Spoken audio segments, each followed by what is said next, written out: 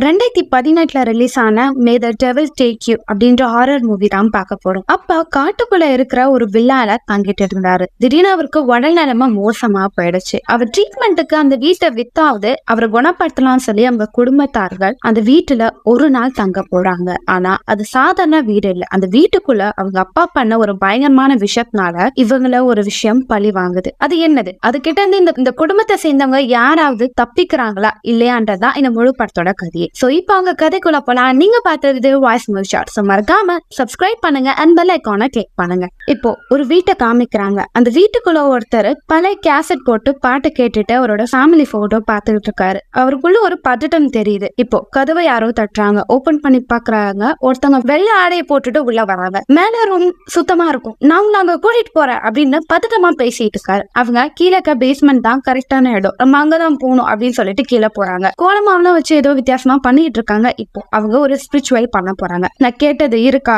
கொடு அப்படின்றத அவங்க சொல்றாங்க. இவர் அவர்கிட்ட இந்த பெட்டியில இருந்த பணத்தையும் ஒருத்தவங்களோட முடியையும் எடுத்து கொடுக்குறாங்க. ஆனா அவங்க பணத்தை வாங்காம அந்த முடியை மட்டும் எடுத்து மிழுங்கிடுறாங்க. யாருக்கு கொஞ்சம் வினோதமா இருக்கு. அவங்களோட முடியை எடுத்து அவருக்கு கொடுக்குறாங்க. அவங்க கையில இருந்த பணத்தை எல்லாத்தையும் எரிக்கிறாங்க. அவருக்கு கோவம் வருது. இந்த பணத்தை ஏன் இப்படி பண்ற? உன்னை போய் நான் கூப்பிட்டேன் பாரு, நீ ஒரு பைத்தியக்காரி அப்படின்னு சொல்லி ஒரு கோவப்படுறாரு. இப்ப அவரோட கையை கிழிக்கிறாங்க. இந்த மென்டல் கிட்ட நான் மாட்டிக்கிட்டேனே சொல்லிட்டு அவர் கத்திக்கிட்டு இருக்காரு. இப்போ ஏன் சத்தம் கேக்குது? திரும்பி பார்த்தா அவங்க அந்த இடத்துல பறந்துகிட்டு இருக்காங்க. நம்ம பண்ண பிரார்த்தனை நிறைவேறிடுச்சு. இப்போ ஆசைப்பட்ட எல்லாமே நடக்கும். நீ பணக்காரனா ஆக போற. இதுக்கு அடுத்து உனக்கு பிரச்சனையே வராது அப்படின்னும் போது அவங்க கீழே விழுந்து, நான் இப்ப உங்களை நம்புறேன், நீங்க எது சொன்னாலும் நான் செய்யறேன். இப்போ பண நோட்டுகள் அவர் மேல பறந்து விழுகுது. அவரோட பெட்டி ஃபுல்லா பணம் இருக்கு. அதை எடுத்துட்டு அவரும் மேல போறாரு. இங்க அந்த படத்தோட பேரை போட்டு ஸ்டார்ட் பண்றாங்க. இப்போ ஒரு டைரியை காமிக்கிறாங்க. அந்த டைரியில ஒரு விஷயங்கள் எழுதப்பட்டு இருக்கு. அதாவது இப்போ இந்த பணத்தை தூக்கிட்டு ஓடினவங்க தான் ஹீரோனியோட அப்பா. இவர் இந்த சடங்குலாம் பண்ண பிறகு சடனா அவரோட பிசினஸ் வேற லெவல் ஹிட் ஆயிரும். நிறைய ப்ராப்பர்ட்டி வாங்குவாரு,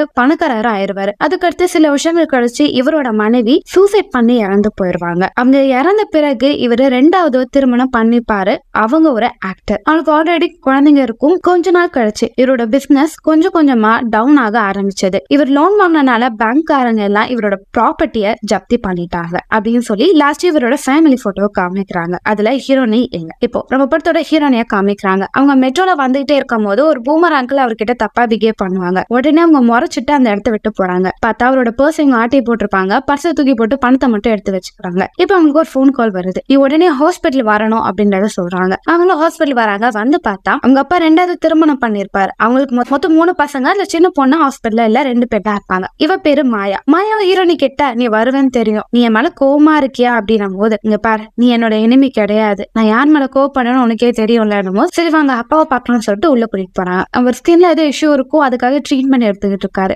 மாயாவோ ஹீரோனி கிட்ட, 10 வருஷத்துக்கு முன்னாடி தானே உன் அப்பாவை பார்த்தேன், அதோட இப்பதானே பாக்குறேன் போது அவ எதுவுமே ரியாக்ட் பண்ணாம சைலண்டா இருப்பான். அப்பா லோன் அதிகமா வாங்கின பிறகு பிரஷர் தாங்க முடியாம அவர் பழைய வீட்டுலதான் இருந்தாரு தனியா. திடீர்னு அவருக்கு உடல்நிலைமை முடியலன்னு பிறகு ஹாஸ்பிட்டல் நாங்க அட்மிட் பண்ணிட்டோம். அவரோட மெடிக்கல் செலவு கூட அதிகமாயிட்டே இருக்கு. அது மட்டும் இல்லாம உனக்கு தெரியும்னு நினைக்கிறேன், அந்த வீடு இப்போ உன்னோட பேர்ல தான் இருக்கு அப்படின்னும் போது, ஓ புரிஞ்சிருச்சு, இப்ப எதுக்கு நீங்க என்ன கூப்பிட்டீங்க, என்ன அந்த வீடு உங்களுக்கு வேணுமா, ஏதாவது பண்ணிக்கோங்க, என்னல இன்வால்வ் பண்ணாதீங்கன்ற மாதிரி ஹீரோனே பேசுறாங்க. அப்படியா, சரி நான் என் அம்மாட்ட பேசிட்டு வரேன்னு சொல்லிட்டு அவங்க பேசுறதுக்காக போயிடுறாங்க. இப்ப ஹீரோனே அவங்க அப்பா பார்த்துட்டு, யோ உனக்கெல்லாம் இதெல்லாம் தேவைதான், நானே உன்னை பழி வாங்கலாம்னு நினைச்சேன், ஆனா கடவுள் பாத்தியா நீ பண்ண கர்மாக்கு உன்னை பழி வாங்குறாரு. இப்போ நான் எதுவுமே பண்ண தேவை, நீ வேதனைப்படுறத பார்த்து நான் ரசிப்பேன். என் அம்மா கூட வாழ்ந்துட்டு செத்து போன பிறகு உடனே இந்த ஆக்டரை திருமணம் பண்ணிட்டல, அவ்வளவு திமிர் தானே உனக்கு, சாவு அப்படின்னு சொல்லிட்டு அவங்க அப்பாவை திட்டிகிட்டே இருப்பான். ஹீரோனோட கையை காமிக்கிறாங்க. அவங்களுக்கு ஆல்ரெடி கையில கீற மாதிரி மார்க் இருக்கும். இப்ப திடீர்னு அந்த இடத்துல லைட் விட்டு விட்டு ஏறுது. இப்போ அவங்க பக்கத்துல இருந்த ஒரு இடத்துல யாரோ ஒருத்தங்க எட்டி பாக்குற மாதிரி தெரியுது. அது ஒரு பேய். ஹீரோனே பயந்து போறாங்க. அங்க இருந்து நகர்லாம் ட்ரை பண்ணும்போது அவங்க அப்பா அவளோட கையை பிடிச்சிடுறாரு. யோ விடியா விடியா அப்படின்னு சொல்லிட்டு கத்துறாங்க. இப்ப அந்த ஆவி கொஞ்சம் கொஞ்சமா இவகிட்ட வருது. அலற ஆரம்பிக்கிறாங்க. திரும்ப அந்த சம்பவம் நடக்க போதுன்னு பயப்படுறாங்க. டக்குன்னு அந்த இடத்துல யாருமே இல்ல. இப்ப அவங்க அப்பா எழுந்துக்கிறாரு. நீ வந்துட்டியான்னு சொல்லி அவங்க பொண்ணை பிடிச்சு குடுக்குறாரு. யோ விடு அப்படின்னு சொல்லிட்டு தள்ளி விடுறாங்க. இப்ப என்ன சத்தம் கேக்குதுன்னு சொல்லி அவங்களோட ஃபேமிலி எல்லாருமே உள்ள வராங்க. அவங்க பையனும் என்னப்பா ஆச்சுன்னும் போது அவங்க பையனோட கேர்ள் ஃபிரெண்டு கிட்ட போய் நின்றுவா. அவங்க மேல அவர் அப்படியே ரத்தமா வாந்தி எடுக்க ஆரம்பிச்சிருவாரு. அவர் பண்றதெல்லாம் பார்த்து எல்லாருமே வினோதமா பார்க்க ஆரம்பிப்பாங்க. ஹீரோயின் இதெல்லாம் பார்த்து நடுங்கிட்டு இருப்பாங்க. இப்போ அவங்க அப்பாவோட 2வது மனைவி ஆக்டர் அங்க வருவாங்க. அவங்கள பார்த்தோன்னா ஹீரோயின் சுத்தமா பிடிக்காது, ஓரமா நிப்பாங்க. அவங்க கிட்ட வந்துட்டு நீ தைரியமா இருக்கணுமா அப்படின்னு சொல்லிட்டு அங்க வந்து போயிடுறாங்க. இப்ப ஹீரோயின் தூங்கிட்டே இருக்கும்போது அவளுக்கு ஒரு கனவு வருது. அவங்க அம்மா அவளை தூங்க சொல்லிட்டு நடந்து போவாங்க. ஏதோ ஒரு விஷயம் அவங்களுக்கு மேல இருந்து தள்ளி விட்டுரும். அதை பார்த்து அவங்க கதற ஆரம்பிப்பாங்க. டக்குன்னு இப்ப கணத்தை வந்து பாப்பாங்க, மழை பெய்யுது, ஜன்னல் ஆடிக்கிட்டே இருக்கு. அதை லாக் பண்ணிடுவாங்க. சரி, இப்போ அந்த வீடு எப்படி இருந்தாலும் விற்க போறாங்க, அங்க நம்ம கொஞ்ச நாள் இருந்துட்டு வரலாம்னு சொல்லிட்டு அவங்களோட திங்ஸ பேக் பண்ணிட்டு அந்த காட்டுக்குள்ள இருக்கிற அந்த விழாக்கு ஹீரோயின் தனியா போறாங்க. அந்த வீடு ரொம்ப பாலடைஞ்சு போயிருக்கு. அந்த இடத்துல எல்லாத்தையும் கிளீன் பண்ணிட்டு லைட் ஆன் பண்றாங்க. முன்னாடி ஒரு பியானோ இருக்கு, அதை பிளே பண்றாங்க. அதை பண்ணும்போது அவங்க அம்மா கூட இருக்க மாதிரியே தோணும். ஏன்னா அவங்க அம்மா சாகிறதுக்கு முன்னாடி ஹீரோனியும் அவங்க அப்பா அவங்க அம்மா இங்கதான் இருந்தாங்க. சோ அந்த விஷயங்கள் அவளுக்கு அப்படியே ஞாபகம் வரும். கீழே அந்த பேஸ்மெண்டோட டோர் நிறைய ஆணைகளை வச்சும் பேப்பர் எல்லாம் ஒட்டி மூடப்பட்டு இருக்கும். என்னது இது இப்படி வினோதமா இருக்குன்னு சொல்லி அதை ஓபன் பண்ண ஹீரோனி முயற்சி பண்ணுவாங்க. இப்போ மேல யாரும் நடந்து போறவங்க சத்தம் கேட்கும். ஏதாவது இருக்காங்கன்னு சொல்லிட்டு ஹீரோனி மேல போய் பார்ப்பாங்க. அவங்களோட பெட்ரூம்ல இருக்கிற சின்ன வயசை யூஸ் பண்ண பொருட்கள் எல்லாம் பார்த்துட்டே இருப்பாங்க. அப்படி பார்த்துட்டே இருக்கும் கண்ணாடி முன்னாடி யாரோ டக்குன்னு மறைஞ்சு போற மாதிரி தெரியுது. யார் அதுன்னு சொல்லிட்டு ஹீரோனி கீழே வேகமா ஓடி போறாங்க. அப்பதான் உங்களுக்கு தெரியுது உங்க அப்பாவோட 2வது மனைவியும் அவங்களோட பசங்களும் இந்த வீட்டுக்கு இன்னைக்கு ஒரு நாள் தங்குறதுக்காக வந்திருப்பாங்க. ஏன்னா நாளைக்கு அந்த வீட்டை விற்கிறதுக்காக. சோ ஹீரோனி இருக்கிற விஷயம் தெரியாம அந்த லேடியும் என்ன சொல்லுவாங்கன்னா, இங்க பாரு, இந்த வீட்டை நம்ம அதிகமான விலையில விற்கணும். சோ முடிஞ்ச அளவுக்கு இங்க ஒரு நாள் இருக்கலாம், நாளைக்கு இந்த வீட்டை வித்துடலாம். அது மட்டும் இல்லாம முக்கியமான விஷயம், இந்த வீட்டுல வேற ஏதாவது எக்ஸ்பென்சிவான பொருள் தான் தூக்கிடுவாங்க, அதையும் யாருக்கும் தெரியாம வித்துடலாம் அப்படின்னு சொல்லிட்டு பேசிட்டே இருக்கும் போது அதுக்கு முன்னாடி இங்க ஒருத்தி சுத்திக்கிட்டு இருப்பா, என் புருஷனோட முதல் பொண்ணு, அவ எங்க இருக்கான்னு பாரு, அவ ஏதாவது கோலரா பண்ண போறான்னும் போது டக்குன்னு ஹீரோனி வந்து நிப்பாங்க. நீயும் வந்துட்டியாமா அப்படின்னு சொல்லிட்டு ரொம்ப சாஃப்டா பேசுவாங்க. உன்னை பத்தி எனக்கு தெரியாதா அப்படின்னு சொல்லிட்டு ஹீரோனி மனசுக்குள்ளேயே நினைச்சிட்டு அப்படி போய் ஓரமா உட்காராங்க. இப்ப அவங்களும் ஹீரோனி கிட்ட நம்ம மீட் பண்ணி ரொம்ப நாள் ஆச்சுல, அப்பாவுக்கு வேற உடல்நலமா சரியில்லைம்மா, அவரோட ஹாஸ்பிட்டல் பில்லாம் அதிகமா இருக்கு, அதனால முடிஞ்சவளுக்கு இந்த வீட்டை வித்துடணும். அப்படி உங்களுக்கு என்ன ப்ராப்பர்ட்டி தானே முக்கியம், கொஞ்சமாச்சு என் அப்பா உயிரை காப்பாத்தினா அவருக்கு ப்ராப்பரா ட்ரீட்மெண்ட் பண்ணணும்னு நினைக்கிறீங்களா நீங்க? எனக்கு உன்னை பத்தி தெரியாதா? பணத்துக்கு ஆசைப்பட்டு தானே என் அம்மா மண்டே போட்ட பிறகு இவரை கல்யாணம் பண்ணிக்கிட்டேன்னும் போது மாயாவும் மாயமூடு என் அம்மா பத்தி இப்படி பேசாதன்னும் போது, என்னடே உன் அம்மா பத்தி பேசாதன்றவும் அம்மா பத்தி எனக்கு தெரியாதான்னு சொல்லி ஹீரோனி ரொம்ப கோப்படுறாங்க. இதை கேட்ட அந்த லேடி ஹீரோனோட கண்ணத்துல பலார்னு ஒண்ணு அற விட்டுருவாங்க. எனக்கும் அடிக்க தெரியும், வயசுக்காக நான் பாக்குறேன் அப்படின்னு சொல்லிட்டு ஹீரோனி கோச்சுட்டு அங்க வந்து போறாங்க. இப்ப அவங்களோட பையனும், ஏமா இப்படி பண்றீங்க, இன்னைக்கு ஒரு நாள் தானே நம்ம ஃபேமிலியா இருக்க முடியும் அப்படின்னு போது, டே நீ சுமாரா, சீக்கிரமா போய் எல்லாமே தேடுங்க, ஏதாவது டாக்குமெண்டோ இல்ல ஏதாவது எக்ஸ்பென்சிவான பொருள் தான் எடுத்துருவாங்க, இது எடுத்துட்டு இன்னைக்கே நம்ம போயிடலாம் அப்படின்றத அவங்க அம்மா கோமா சொல்லிட்டு இருக்காங்க. இப்ப ஹீரோனியும் அவங்களோட ரூம்குள்ள போறா, அவகிட்ட இந்த நோட்டை செக் பண்ணிட்டு இருப்பா. இப்போ ஒருத்தவங்க உள்ள வருவாங்க, அவங்க அண்ணன் தான். என் அம்மா அப்படி பேசிட்டாங்கன்னு தப்பா நினைச்சுக்காத, இந்த சாப்பிடு, நீ வர பசியா இருப்பேன்னு தெரியுது. நம்ம இங்க பாரு, என்கிட்ட எல்லாம் ரொம்ப சாஃப்டா பிஹேவ் பண்ணாத, நீ பசிக்கலன்னு மட்டும் போய் சொல்லாத, ஏன்னா உன் வயிறு சத்தம் போடுறது எனக்கே கேக்குது. நான் மன்னிப்பு கேட்டுக்கிறேன் அம்மா பண்ணதுக்கு. எனக்கு ஆசை என்னன்னா நம்ம எல்லாமே ஃபேமிலியா ஒன்னா இருக்கணும் தான், நீயும் எனக்கு தங்கச்சி மாதிரி தான் அப்படின்னு அவர் பேசுவாரு. சாப்பாடை மிச்சம் வைக்காம சாப்பிடு, நான் கீழே போறேன்னு சொல்லிட்டு அவங்க அண்ணன் அங்க இருந்து போயிடுவார். இப்ப மாயாவும் அவங்க அண்ணன் கிட்ட, இந்த பேஸ்மெண்ட் கீழே ஏதாவது இருக்கலாம், இந்த தேவையான எக்யூப்மெண்ட் எல்லாம் இருக்கு, அது ஓபன் பண்ணும் போது நீ பண்ண வேண்டியதானே, இங்க இருக்கிறவங்களே நீ தானே ஸ்ட்ராங், நீ தான் அதெல்லாம் பண்ணணும், இந்த அப்படி டூல்ஸ் அப்படின்னு சொல்லி கொடுக்குறாங்க. எங்க ஹீரோனே அவளோட பக்கத்து ரூம் லாக்ல இருக்கிறதா பாப்பாங்க. அதை ஓபன் பண்ண முயற்சி பண்ணாங்க, ஓபன் பண்ண முடியாது. இங்கதானே ஏதாவது கீ இருக்கும்னு சொல்லி தேடுவாங்க, அவங்களுக்கு ஒரு கீ கிடைச்சிடும். அந்த கீ ஓபன் பண்ணிட்டு அந்த ரூம்குள்ள போறாங்க, பார்த்து மிரண்டு போறாங்க. அதே இடத்துல மாண்டனும், இங்க பாரு ஏதோ பேப்பர் எல்லாம் ஒட்டி வச்சிருக்காங்க, எப்படி நான் ஓபன் பண்றது அப்படின்னு மாயா கிட்ட கேட்கும் போது, இதுதானே அந்த பேப்பர் எல்லாம் கசக்கி போட்டுட்டு இப்ப கிளீனா தானே இருக்குதோட ஓபன் பண்றீங்களா அப்படின்னு சொல்லிட்டு போயிடுவாங்க. இவ இருக்காளே அப்படின்னு சொல்லிட்டு அவரும் அந்த பூட்டை உடைக்க முயற்சி பண்ணுவார். அப்படி பூட்டை வேகமா அடிச்சு உடைக்கும் போது இப்ப அந்த டோருக்குள்ள இருந்து ஏதோ ஒரு வேகமா காத்து உள்பக்கமா போற மாதிரி காமிக்கிறாங்க. எங்க ஹீரோனி அந்த ரூம்குள்ள போறாங்க. போய் பார்த்தாங்க ஒரு டைரி இருக்கு. அது மட்டும் இல்லாம ஏதோ ஒரு உயிரினத்தை வச்சு ஏதோ ஒரு பிரார்த்தனை பண்ணிருப்பாங்க.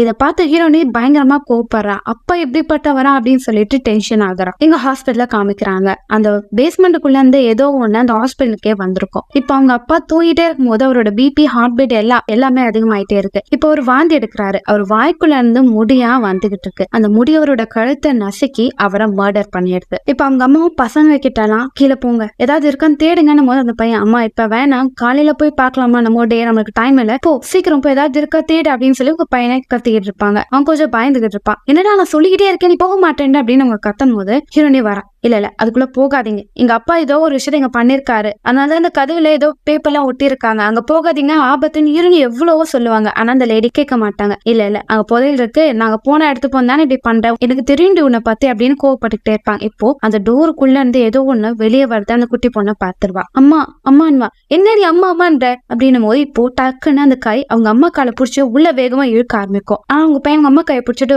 இழுத்துக்கிட்டு இருக்கான். மாயா பயந்துகிட்டு இருப்பா. ஹீரோனியும் ஒரு கையை பிடிச்சிட்டு அவங்கள வேகமா உள் பக்கமா இழுப்பாங்க. ஆனா அந்த ஆத்மா அவங்கள தன்னு உள்ள இழுத்துட்டு போயிடும். இதை பார்த்த மாயாவும் அவங்க அண்ணனை போட்டு அடிப்பா. ஏன்டா அம்மா விட்டுட்டேன், ஏன் விட்டுட்டேன் அப்படின்னும் போது நான் என்ன பண்றது அப்படின்னு சொல்லி நடங்கிட்டு இருப்பான். இப்போ டார்ச் லைட் எடுத்துட்டு கீழே இறங்கலாமான்னு மாயா பாப்பா. ஆனா கீழே பயங்கரமா கதற சவுண்டு கேட்கும். அவளுக்கு என்ன பண்றதுனே தெரியாது, பயந்துட்டே இருப்பா. இப்ப டக்குனு அவங்க ஓடி வந்து அவன் மேல அப்படியே பாஞ்சு விழுந்துருவாங்க. அவங்க முகமே வித்தியாசமா இருக்கும். அவங்களுக்குள்ள அந்த பேய் புகுந்துடுச்சு. பொண்ணையே அப்படி கடிக்க முயற்சி பண்ணும். மாயாவால தப்பிக்க முடியாது, பயந்துகிட்டு இருப்பா. இப்ப ஹீரோனி ஒரு சுத்தி எடுத்துட்டு வந்து அவங்களோட மண்டையில பிரச்சனை அடிச்சிருவா. ஹீரோனிக்கு ஒண்ணும் புரியாது, உங்க பொண்ணு அம்மாக்கு இப்படி ஆயிடுச்சுன்னு கதறிட்டு இருப்பாங்க. இப்போ அந்த ஆவி அப்படியே எழுந்து மேல போகுது. நீங்க பண்ண பாவத்துக்கு உங்களோட ஆத்மாவை தான் எடுக்க போறேன் அப்படின்னு சொல்லிட்டு அவங்க கிட்ட அப்படியே கடிக்க வர மாதிரி பயமுறுத்திட்டு சுத்திக்கிட்டே இருந்துட்டு இப்ப டக்குன்னு கதை உடைச்சிட்டு வெளியே ஓடிடுறாங்க. இப்ப அவங்க அண்ணன் பேஸ்மெண்ட்டை லாக் பண்ணி அங்க ஒரு பொருளை வச்சிடறாரு. என்ன பண்றதுன்னு யாருக்குமே தெரியாது, பயந்துகிட்டே இருப்பாங்க. ஆல்ரெடி அவங்க அம்மா மாயோட கையில கிடைச்சனால ஹீரோனி அவங்க மாயோட கையில சில மருந்தெல்லாம் அப்ளை பண்ணிட்டு இருப்பாங்க. இப்ப என்ன பண்ண தெரியுமா, எல்லாம் பதறிட்டு இருப்பாங்க. இப்போ அவங்க அண்ணா ஹீரோனிய வெளியே கூப்பிடுறான். இங்க பா, கார் ஸ்டார்ட் ஆகல, கண்ணாடி உடஞ்சிருக்கு, என்ன பண்றது,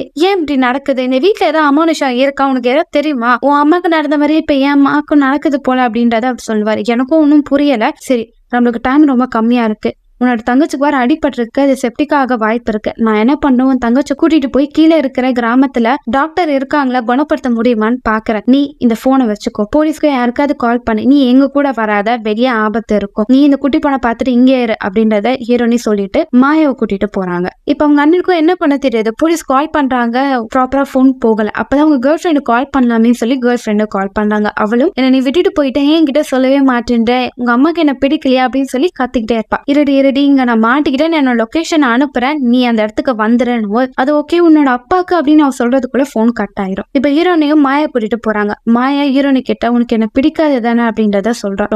அப்பெல்லாம் இல்லடி அப்படின்னு சொல்லிட்டு நடந்து போயிட்டே இருக்கும்போது, நான் இதுக்கும் அப்பா கிட்ட க்ளோஸாவே இருந்தது இல்ல, என் அம்மா கூடயும் தான், என் அம்மா எனக்கு பிடிக்கவே பிடிக்காது, அவங்க ஒரு அம்மா மாதிரியே நடந்தது இல்லை அப்படின்னு சொல்லிட்டு சோகமா பேசிட்டே வருவா. இப்போ அவனுக்கு முன்னாடி அந்த பேய் அவங்க அம்மாவோட உருவத்துல அங்க ஏதோ ஒண்ணா வேட்டி ஆடிட்டு இருக்கும். சைலண்டா இரு, நம்ம போனா மாட்டிப்போம் அப்படின்னு சொல்லிட்டு டார்ச் லைட் எடுத்துட்டு ஓரமா ஒழிஞ்சுக்கிட்டு இருப்பா. நீ இங்கே இரு, நான் சுத்தி எடுத்துட்டு போய் அவங்க வந்தாங்கன்னா அடிச்சிருன்னு சொல்லிட்டு ஹீரோனி அங்க வந்து போயிடுவா. இப்போ மாயா பேக்ல இருந்த ஒரு நோட் புக்கை பாப்பா. அதுல ஹீரோனி அவங்க அம்மா இறந்த பிறகு அவங்க அப்பாக்கு என்னென்ன நடந்துச்சுன்றதுதான் டைரியா ரெடி பண்றப்பா. இதுதான் நான் பிகினிங்ல உங்களுக்கு சொல்லியிருப்பேன். சோ அந்த டைரியில லாஸ்ட் ஃபேமிலி போட்டோல ஹீரோனி அவங்க ஃபேமிலி இருக்கிற எல்லாரோட கண்ணையும் கிழிச்சு வச்சிருப்பா. இதை பார்த்து மாயாக்கு கோவம் வந்துடும். ஹீரோனி கிட்ட போறா. அப்போ என் குடும்பத்தில் நடக்கிற எல்லா பிரச்சனைக்கும் நீ தானே காரணம், நீ தானே எங்களுக்கு சூனியம் வச்சுட்ட, எனக்கு இப்பதான் தெரியுது, நீ நல்லவே இல்லை கெட்டவன்னு சொல்லிட்டு கத்திட்டு வேகமா மாயா ஓட ஆரம்பிக்கிறா. ஹீரோனோ இல்லடி நீ தப்பா புரிஞ்சுக்கிட்ட, வேகமா ஓடிட்டே வருவா. இப்ப அந்த ஆவியும் அந்த இடத்துல சுத்திக்கிட்டே இருக்கும். இப்ப டக்குன்னு மாயா மறைஞ்சு போயிடுவா. ஹீரோனி சேத்துல விழுந்துருவா. அவளுக்கு மாயா எங்க இருக்கானே தெரியாது, பயந்துட்டு இப்ப வீட்டுக்குள்ள வருவா. அவங்க அண்ணனும் எங்க மாயா, மாயாக்கு என்ன ஆச்சுன்னும் போது நடந்த எல்லாத்தையும் சொல்லுவா. அந்த நோட்டை பார்த்து அவரும் அப்போ உனக்கு இன்னும் எங்களை பிடிக்கல, எங்களை வெறுக்கிறதானே போது, ஐயோ எல்லாமே என் தப்பா புரிஞ்சுக்கிட்டீங்க, ஒரு காலத்துல நான் தனிமையா இருந்தேன், என் கூட இருக்க வேண்டியங்களா நான் ஒதுக்கிட்டீங்கன்னு சொல்லிட்டு நான் கோவப்பட்டேன். உண்மையாவே என்ன விஷயம் நடந்ததுதான், என்ன நானே வெறுத்துக்கிட்டேன், நான் எதுக்கு இந்த உலகத்தை பிறந்தேன், எதுக்கு இப்படி ஒரு குடும்பம் எனக்கு கிடைச்சது அப்படின்னு சொல்லி தனிமையா இருந்து கொடுமையை அனுபவிச்சனால நான் அப்படி பண்ண ஆரம்பிச்சேன். ஆனா இப்போ நான் அப்படி கிடையாது, நான் உங்களை விரும்புறேன், நானும் உங்க கூட சேர்ந்து ஒரு குடும்பமா இருக்கணும் தான் ஆசைப்படுறேன், சரி வா மாயாவை தேடலாம் அப்படின்றத அவங்க அண்ணா சொல்லுவாங்க. இல்ல மழை பெய்யுது, இருட்டுல ஒன்னும் தெரியாது, நம்ம காலை விடிஞ்ச பிறகு கார் எடுத்துட்டு மாயாவத்தை எல்லாம் ஹாஸ்பிட்டல் கூட்டிட்டு போலாம், அது நம்ம இங்க இருக்கதான் சேஃப் அப்படின்றத ஹீரோனி சொல்லுவாங்க. இப்ப மாயாவை காமிக்கிறாங்க. டார்ச் லைட் எடுத்துட்டு பயந்து நடந்து போயிட்டே இருக்கும்போது இப்போ அவங்களுக்கு முன்னாடி அந்த பேய் இருக்கு. அப்படியே மாயாவை மேல குதிச்சு அவளை கொலை பண்ண ட்ரை பண்ணுது. ஆனா கோவத்த மாயா டார்ச் லைட் அது மண்டையில அடிச்சு அவங்க அம்மாவே கொலை பண்ணிடுறா. அது மாயா அப்படின்னு அவங்க அம்மா வாய்ஸ்ல பேச என்ன மன்னிச்சிருமான போது அது அப்படியே கடிக்க வரும், திரும்ப அடிச்சு மர்டர் பண்ணிடுவா. இங்க ஹீரோனியும் அவங்க அப்பாவோட ரூமுக்கு அவங்க அண்ணனை கூட்டிட்டு போறாங்க. அங்க வந்து டைரியா அவங்க படிப்பாங்க. அந்த டைரியில ஹீரோனோட அம்மாவோட உருவம் இருக்கும். அப்படியே பேசி திருப்ப அங்க ஒரு பேயோட உருவம் இருக்கும். அந்த உருவத்தை பார்த்தோன்னே ஹீரோனி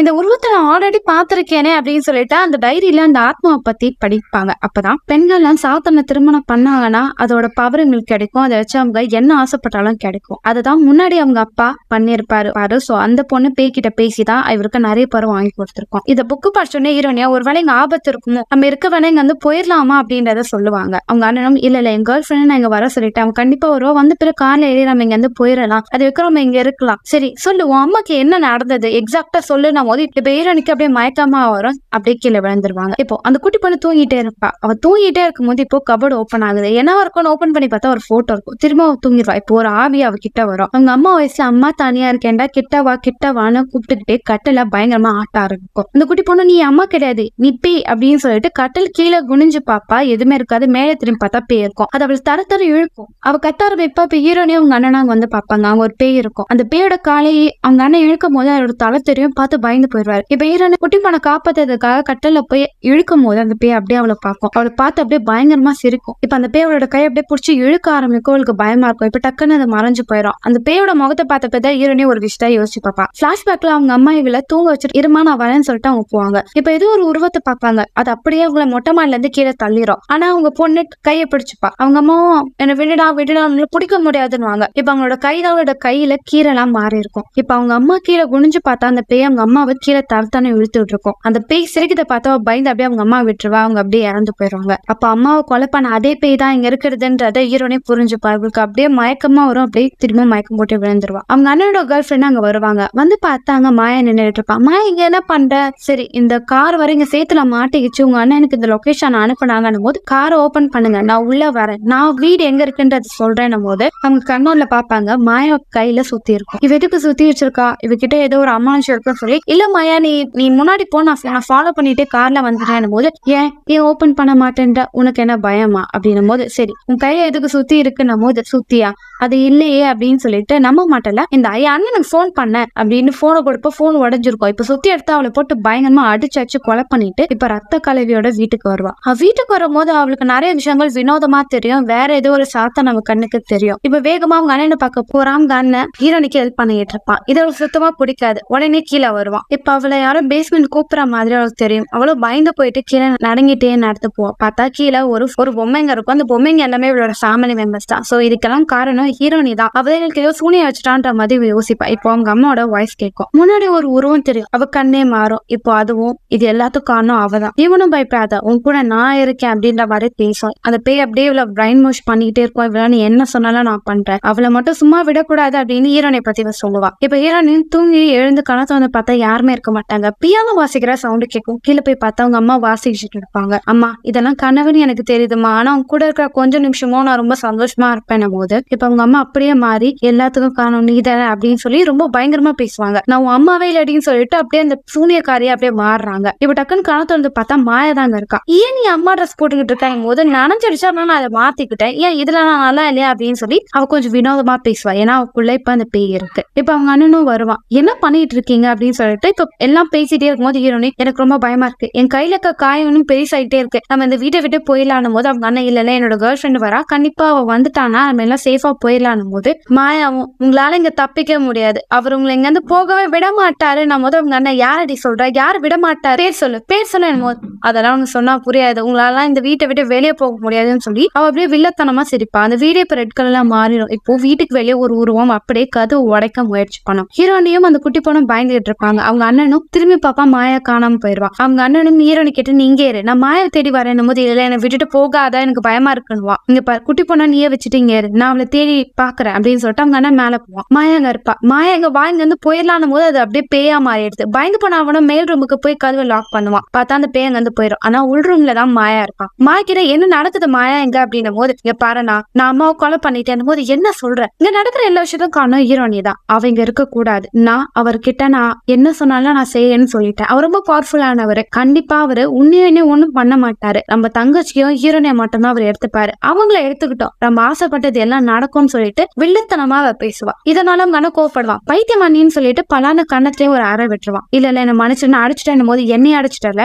உனக்கு என் பவர் தெரியாதுன்னு சொல்லிட்டு அவங்க அண்ணன் மாதிரியே ஒரு வெண்மா வச்சிருப்பான். அந்த கை அப்படியே உடைப்பான். அவங்க அண்ணனுக்கு வலிக்கும். அப்படியே காலு கை எல்லாத்தையும் உடைச்சிட்டே இருப்பாங்க. ஆனா அலறி அடிச்சுட்டு கீழே ஓடி வந்து கீழே விழுந்து இறந்துருவாரு. இப்போ அந்த குட்டி பொண்ணை அப்படியே பறக்க வச்சு பேஸ்மெண்ட்டுக்கு இழுத்துட்டு போயிடும். ஹீரோனியும் அவளை விடுடி அப்படின்னும் போது அவளை அப்படியே அடிச்சிருவா. இப்ப கண்ணை திறந்து பார்த்தா பாஸ்ட் நடந்த ஒரு விஷயம் தெரியும். அதுதான் அந்த சூனியக்காரி அவங்க அப்பா கிட்ட நான் இவ்வளவு விஷயம் பண்றேன்ல, கடைசியில எனக்கு உங்க வீட்டுல சேர்ந்த பெண்ணோட ஒரு உயிர் பலியை நீ கொடுக்கணும், உன்னோட பொண்ணோட உயிர் பலி அப்படின்னு கேட்டிருப்பாரு. அந்த டைம் அவங்க அப்பாவும் ஹீரோனிய கொடுக்க முடியாது, அவதான் எனக்கு எனக்கு இருக்கு அப்படின்றத சொல்லுவார். அப்படியா, சரி உன் பொண்ணு இருக்கட்டும், உன் மனைவியோட முடி எடுத்துருவானும் போது அவெல்லாம் வேண்டாம் விட்டுறேன்னும் போது, மறந்துட்டியா நீ எனக்கு வாக்கு கொடுத்தல குடி அப்படின்னும் போது சரி என்னன்னு சொல்லிட்டு ஒரு முடியை கொடுப்பாரு. அந்த முடியை மோந்து பார்த்துட்டு போய் சொல்ற, என்னை ஏமாத்துற, இது உன் மனைவியோட முடியே இல்லைன்னும் போது அப்படியே கத்தி எடுத்த சூனியக்காரியோட வயிற்றுலயே குத்திடுவாரு. நீ ஏமாத்திட்டல, இங்க பாரு நல்லா நோட் பண்ணு, உன் குடும்பத்தை யாருமே இதுக்கத்த உயிரோட இருக்க மாட்டாங்க, என்னோட சாபம்டா அப்படின்னு சொல்லிட்டு கத்துவா. கத்திட்டு அவரோட தலையில இந்த முடியை பிச்சுவங்க விழுங்கிருவாங்க. முன்னாடி ஓவரா பேசுற,